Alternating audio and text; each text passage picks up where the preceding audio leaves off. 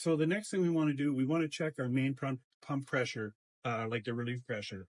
First, to check your main pump pressure, you would engage your remote RPMs all the way to the maximum position.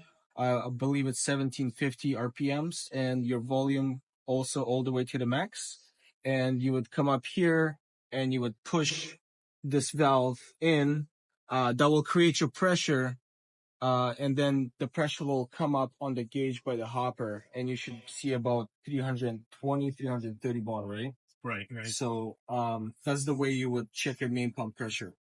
So another thing that we've had, sometimes customers will call in to say they can't pump forward, and we go through everything that we can do for them, and can't get it to work. So we have them check their main pump pressure, and they lock this in, and they have no pressure.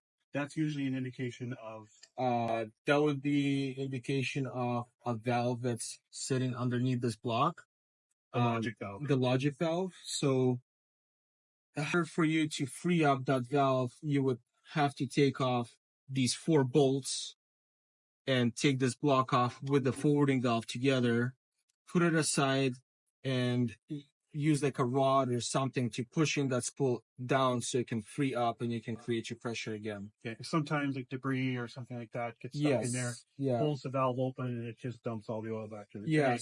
Yeah, exactly. Especially on the older pumps, there's stuff accumulates in your tank and it gets passed by the filters, very fine stuff, because the tolerance on the spool and the cylinder body on this valve inside is very tight. So any small particle can make it cause to jam up. From time to time, you're going to have a situation where you have to be able to adjust your outriggers.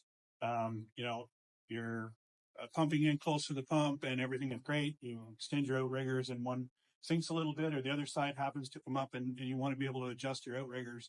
We do have a bypass switch that is able to do that. So let's say you open your boom up and you're on a job site and you need to adjust your outriggers, but the valves are not working.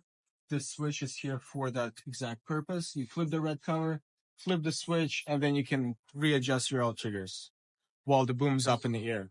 Right. And the reason that they don't work is because there are sensors on the boom rest.